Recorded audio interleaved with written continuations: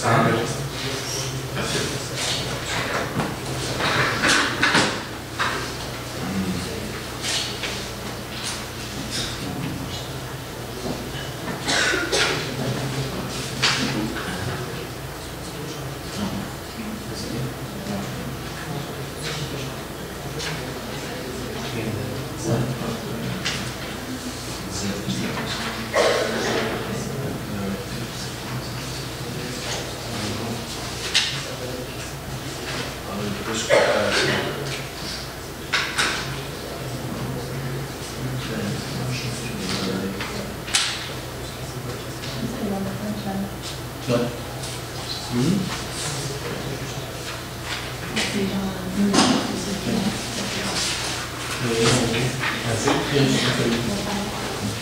Bonjour.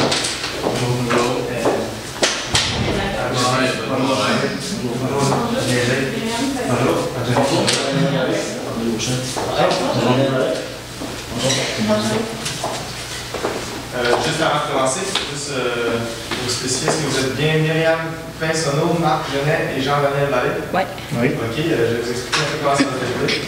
Vous avez de 15 à 20 minutes pour faire votre cas.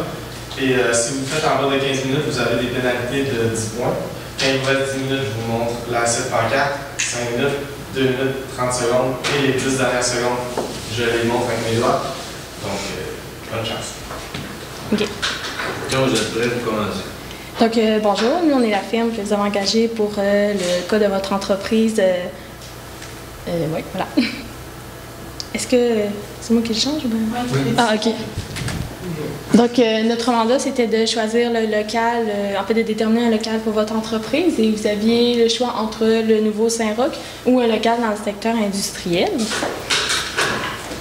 Donc, justement, comme il y avait deux locales à choisir, le nouveau Saint-Roch, qui est un quartier plus touristique, c'est sûr, plus directement, qui vont avoir un pignon directement sur la rue, donc on va avoir service à la clientèle plus poussé justement avec Madame Hébert, qui va justement diriger ce côté-là, service à la clientèle. Donc, justement, ils vont pouvoir offrir des produits beaucoup plus personnalisés pour répondre à la demande des clients directement. Puis après ça, ils vont pouvoir aussi compter beaucoup sur le bouche à oreille pour faire la publicité quand même pas gratuitement, mais en tout cas, ça va être beaucoup plus facile pour la publicité.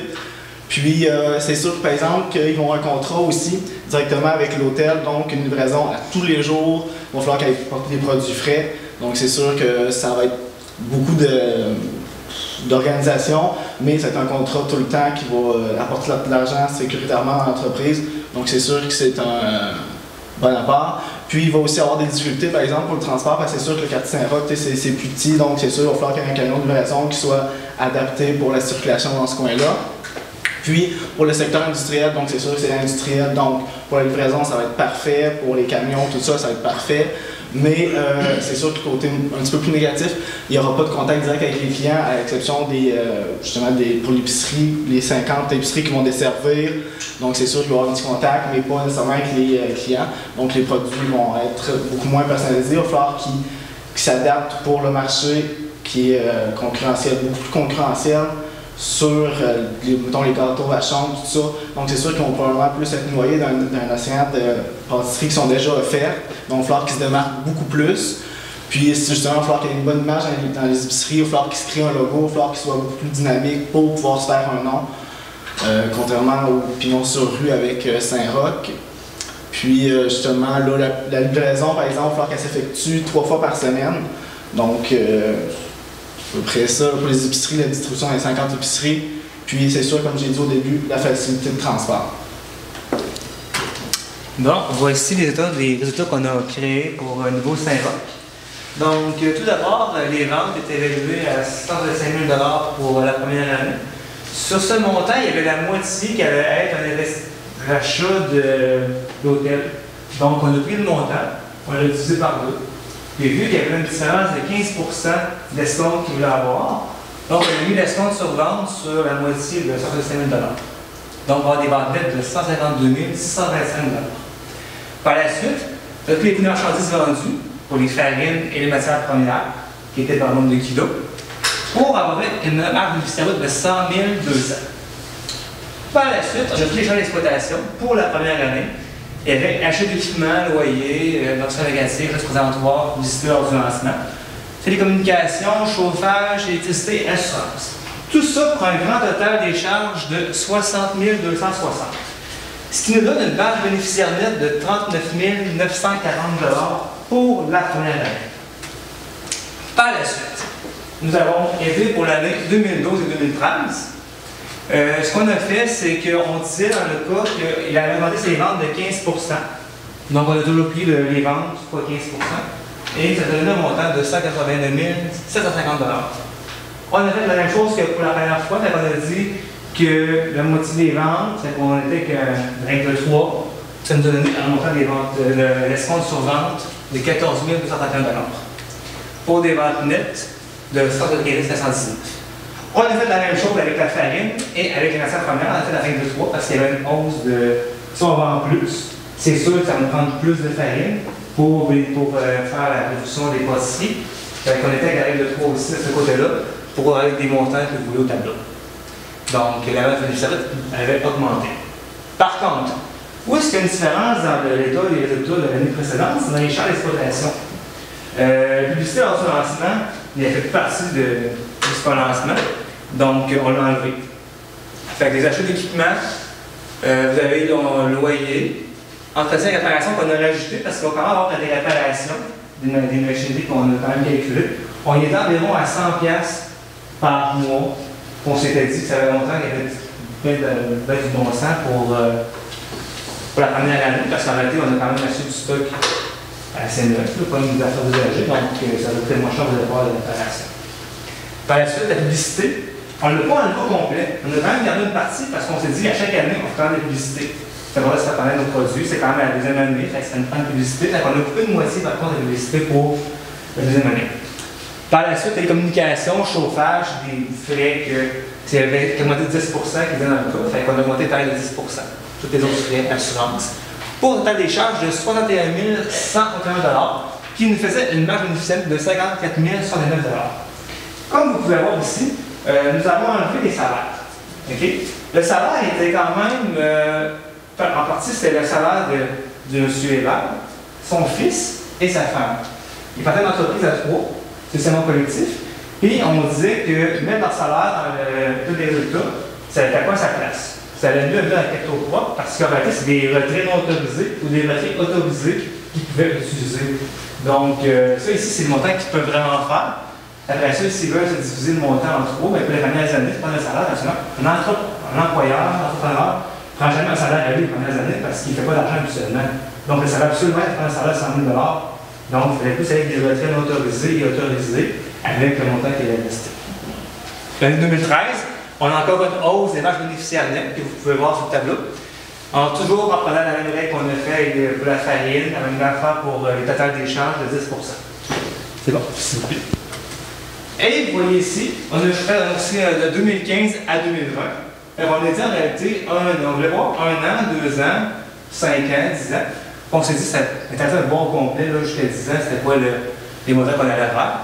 Vous voyez que la marge bénéficiaire brute augmente quand même considérablement beaucoup. C'est quand même intéressant. Après 10 ans, il va quand même faire 222 139 $ brut. Si vous le divisez par 3, ça fait quand même pas loin de 73 14 000 chacun. Donc, c'est plus difficile à faire, vous allez voir le 100 000 comme ça. S'il te plaît. Par la suite, étude des résultats au niveau industriel qu'on a fait. Les ventes étaient à 200 000. Le coût des marchandises vendues, la farine, 77 200, ça paraît 105 000. C'était quand même plus dispendieux dans l'industriel. C'était 25 $ par kilogramme de farine. Tandis que l'autre, c'était 20. Fait que ça devait être une marge bénéficiaire brute de 27 800. Sûr que là, pendant l'année sur l'exploitation, il y avait la remise de l'usine qu'il fallait payer. 6 500, achat d'équipements pour l'emballage, achat d'équipements de production, conception du logo, télécommunications, chauffage, assurance, pour un montant de 40 960 pour arriver avec une perte de 13 160 $ la première année. C'est quand même un peu normal, la première année, tu as une entreprise, un bureau, tout ça, ça fait de l'argent qu'on pouvait dépenser pour les premières années. Par contre, on n'a pas mis le montant de la bâtisse, parce que la bâtisse, en réalité, c'est quand même un actif. C'est de l'amortissement cumulé. C'est un emprunt hypothécaire, c'est pas un d'argent, ça va dans le côté passif. Donc, on ne l'a pas mis dans des montants qu'il faut payer les premières années. Donc, c'est sûr qu'à la fin, ça va faire aussi un montant qu'on. C'est vrai que le droit, il est déjà compris dans les charges. On voit quand même, mais si vous n'avez pas l'immobilier payé, le bâtiment, puis on est arrivé en perte. Tandis que l'autre, avec le loyer, on arrive quand même à l'emprunt. S'il vous plaît, c'est beau. Donc, encore dans la fois qu'on a fait, 2012-2013, on a toujours été avec la règle de 3. Là, par contre, dans le cas, si les ventes augmentaient, je ne compte pas, de 10 %, puis aussi, on avait le coût des charges de 10 % aussi. Donc, pendant l'année numéro 2013, 242 000, farine, 81 312, 127 000. Donc, on voit qu'il y a encore une hausse des marges bénéficiaires brutes. Puis là, après la deuxième année, on fait quand même un petit peu de profit. On est à 6 424, 7 000 sur les 6. On a enlevé des charges d'exploitation, comme l'achat d'équipements d'emballage. On l'a pour une année, on en a avoir. Achat pour la production, toutes ces choses, tous les achats qu'on a fait la première année, on va les avoir. Fait qu'on a resté avec 4 charges d'exploitation. Télécommunications, pour l'électricité, assurance, on était à juste 3, pour des charges qui sont moins dispendieuses dans les années suivantes. Fait que là, on commence à faire de l'argent après la deuxième année. Donc, c'est ça. Puis là, vous allez voir, de 2014 à 2020, on voit encore que ça monte toujours, mais c'est vraiment moins élevé que le premier qu'on a vu au Nouveau-Saint-Roch. C'est beau. Donc ici, on peut vraiment voir le comparatif beaucoup plus directement. Donc on voit tout de suite, là, par rapport aux autres, la différence de profit sur de 1 an à 10 ans. Donc c'est sûr, c'est plus facile pour justifier, là, voir la différence. Donc, on a décidé de choisir le local du Nouveau-Saint-Roch pour ces raisons-ci. En fait, c'est la renommée du Nouveau-Saint-Roch, qui a beaucoup de touristes et c'est un endroit bien populaire au Québec. Oui, c'est au Québec. Ensuite, il y a un contact avec la clientèle qui est plus direct, donc c'est plus facile de modifier, par exemple, une recette, un ingrédient ou un produit qui est peut-être moins aimé. Donc, c'est plus facile de toucher à ça. Ensuite, on a un contrat régulier avec l'hôtel. C'est un client qu'on aurait tous les jours pendant un certain temps. Ensuite, comme les études de résultats plus tôt nous ont montré que la marge bénéficiaire brute était plus élevée. Et ensuite, il y a des possibilités d'agrandissement. Comme là, oui, on va choisir un petit local, mais si on voit que ça commence à s'agrandir, puis que là, peut-être qu'on perd le contrôle, mais qu'on a la possibilité de s'agrandir encore plus, bien là, on a le choix de s'agrandir. Ensuite, il y a un surplus de capital, en fait, qui va provenir du propriétaire de l'hôtel qui avait décidé de mettre un apport là-dedans. Et ensuite, il y avait moins de charges aussi, comparativement à une usine où le chauffage est plus grand, la lumière, les climatisations, les équipements et tout ça. Juste avant, M. Hébert est quand même une personne qui a appris dans le métier, dans un restaurant, dans un hôtel. Et lui, ce qu'il aimait faire, c'est surtout des pâtisseries quand même haut de gamme, un peu. Le boss, c'était quand même un hôtel assez haut de gamme. Donc, il a fait sa carrière dans ça. Tandis que si, mettons, on arrêtait du côté de l'industriel, c'est quand même désagréable, c'est que la qualité, elle a diminué. Et c'est la mesure quand même que le futur va une bonne qualité de produits qu'il offre. Puis son enfant a quand même été étudié aussi en Europe pour prendre des techniques, non pas rien pour faire non plus des qualités qui sont moins inférieures. Donc, si on va avec les valeurs de la personne qui est M. Hébert, c'est principalement, il va se sentir plus à l'aise de travailler avec des produits sophistiqués haut de gamme. Il va servir à ses clients au jour le jour, produits frais et non pas des produits. Donc, on peut remarquer vraiment que le Nouveau-Saint-Roch est adapté à lui, à ses valeurs, à lui aussi. C'est vraiment important. C'est pas de faire de l'argent, non pas d'entreprise. Si on fait de l'argent, on n'est pas plus heureux. Il y a aussi le côté de soi-même, il y a la culturelle que je cherche. Les recommandations pour ce que je peux vous comme faire comme recommandation, c'est que ce qui serait bien, les premières années, pour toujours, c'est d'avoir des escomptes sur l'achat. En ayant des escomptes sur achat, ben, on augmenterait notre marge bénéficiaire brute. C'est quand même intéressant d'augmenter nos profits aussi. On passe quand même faire de l'argent. On veut faire de l'argent. De qui part de l'entreprise veut faire de l'argent. C'est obligatoire, c'est normal. Donc, ce que je pourrais conseiller, c'est d'avoir des escomptes sur achat. Des 2, 10, N30. Si on a 2 ben, l'escompte qu'on offre à notre monsieur de l'hôtel qui est de 15 ben, ça quand même diminue un peu ce côté-là. Donc, avoir un taux, ça serait intéressant. Ce qui serait bien, c'est d'avoir des délais aussi pour payer nos fournisseurs. D'essayer de les avoir dans les délais de 30 jours, 60 jours par arrêt, aller chercher le plus de délais possible afin d'avoir des liquidités. Puis prendre ces liquidités-là et aller faire des placements avec encore augmenter notre rendement sur nos liquidités. Au lieu d'avoir des liquidités dans le compte de banque qui traînent, qui dort, qui ne sert à rien, qui ne fait pas d'argent, au moins aller chercher peut-être 1%, 2%. Donc, au départ, c'est quand même plus lent, mais au moins aller chercher de l'argent de cette manière-là, avec des placements, des bons du trésor. C'est toutes des valeurs qui sont assez importantes. Vous allez dire que c'est juste 1%, 2%, mais c'est mieux 1% que 0 dans votre compte de banque. Donc, ce côté-là est quand même assez intéressant aussi. Par contre, le côté que je trouve un petit peu désagréable, c'est qu'on signe un contrat avec le monsieur de l'hôtel pour avoir une priorité pour que ce soit lui qui ait le monopole un peu du niveau corporatif. Moi, je suis un petit peu contre. J'aurais pu pas négocier un terme de contrat après 10 ans. Mettons. On dit, monsieur, on vous.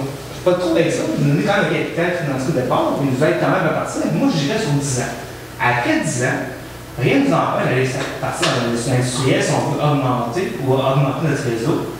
Quand même, 10 ans, ça nous donne voir de faire vendre nos produits, puis après ça, on peut aller dans l'industriel. Fait pas au départ, mais après. Fait que c'est sûr qu'un contrat de 10 ans, les deux produits sont quand même pendant 10 ans de temps. Après ça, rien n'empêche qu'on passe un contrat s'il veut vraiment continuer, puis c'est ça ce qu'il veut. Mais la durée du terme de contrat est quand même importante. Fait que moi, comme je vous dis, 10 ans, c'est quand même une belle date. On peut y aller pour 15 ou 20, mais 10, c'est vraiment, là, à mon avis, le plus important. Par la suite, on loue un local. Louer un local, c'est quand même désagréable parce qu'on paye dans le bar. Personnellement, on paye dans le bar en local. Donc, ce que je vous conseillerais, ça serait, avec le propriétaire du local qu'on loue, avoir une possibilité d'achat. C'est quand même intéressant, c'est qu'au moins, au lieu de payer toujours, si on voit qu'après 5 ans, parce qu'une entreprise après 5 ans, c'est là qu'on voit que ça fait de l'argent.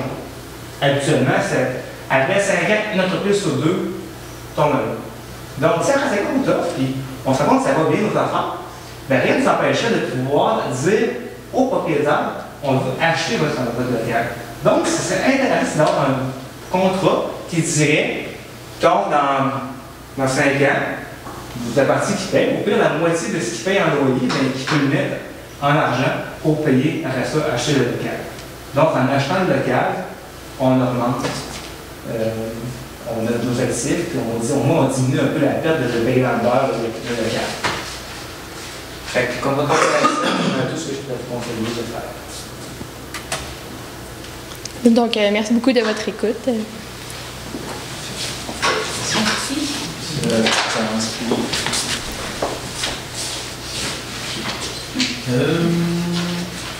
J'aimerais qu'on puisse revenir sur la slide. Bon, en fait, non pas besoin nécessairement de revenir sur la slide. On parlait des salaires. Les salaires étaient fixés à 100 000. Les coûts à zéro, dans le fond, ont plutôt y aller avec des capitaux propres, des versements de capitaux propres. Considérant qu'il y a de l'impôt qui est probablement autour de 30% pour la compagnie, ça vient gruger un peu cette partie-là de salaire. Comment est-ce que vous voyez ça? Bien, moi je le vois, c'est pour les premières années, le 30%, il n'est pas sur grand-chose parce qu'on ne peut pas l'avoir. On n'en a presque pas. Après ça, on peut venir par après le mettre dans nos charges. Mais pour les premières années, on n'avait pas de rentrée d'argent, ça faisait comme peur toujours de perdre l'argent et d'aller l'avoir en négatif. 100 000 en négatif à chaque charge. Puis en plus, que les charges augmentaient de 10% chaque année, bien, nos charges augmentaient et les salaires n'ont pas augmenté. Donc, les premières années, bien, ça coûtait moins cher, 30% sur ce qu'on gagne là, qu'avec des droits et des pertes.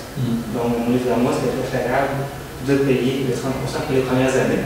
Et par exemple, on s'ajustera et on va se revenir dans les salaires comme charge. Pour mon emprunt bancaire, dans le fond, mes versements que j'ai à faire, est-ce que je l'inclus dans mon état des résultats? Pour votre emprunt hypothécaire, en réalité, quand on fait une écriture comptable de l'hypothécaire, ben, c'est un paiement. La première fois qu'on passe, c'est votre achat, emprunt hypothécaire, pour l'autocrédit. Quand on vient de le payer, ça va être le compte banque qui est cité, puis le compte emprunt hypothécaire qui vient déduit, fait qu'il n'y a pas de faire d'emprunt hypothécaire dans notre charge, notre des résultats, parce que c'est vraiment une place qu'on va le voir dans le bilan, parce que ça ne touche jamais aucune charge, c'est vraiment, on parle ici de actifs et passifs, et tous les comptes qui viennent jouer, c'est vraiment de l'actif et du passif qui vient se coller.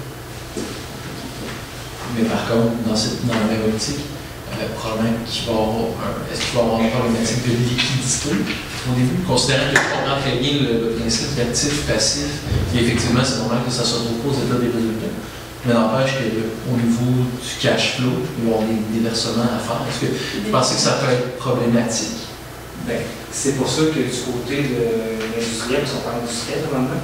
Oh ben, dans 5 ans, en réalité, il y avait juste des camions qui venaient au bout hypothécaire parce qu'il n'y avait pas de local qui avait ce côté-là. Fait que là, vous parlez d'industriel, déjà qui étaient déjà dans le déficit.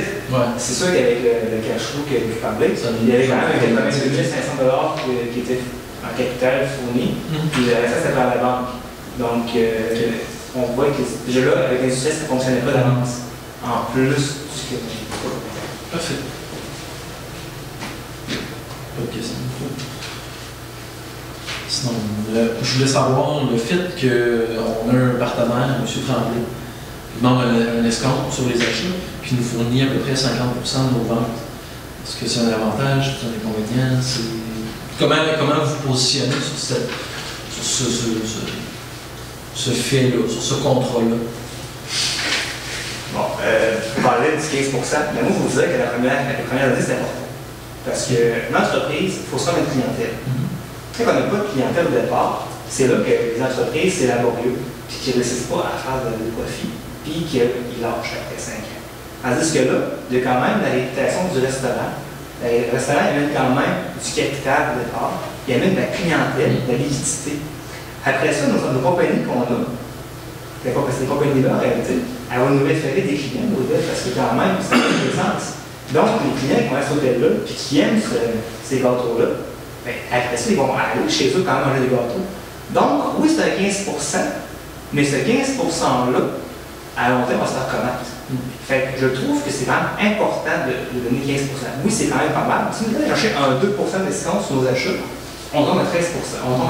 On diminue le pourcentage, et là, on rouge un peu. C'est pas une publicité en réalité, c'est une publicité de manière. Puis je trouve que c'est quand même pas si parfait. Merci beaucoup. Merci. On va pas trop loin parce qu'André, on débute, puis après ça, on va faire un petit défi avec ça. Merci beaucoup.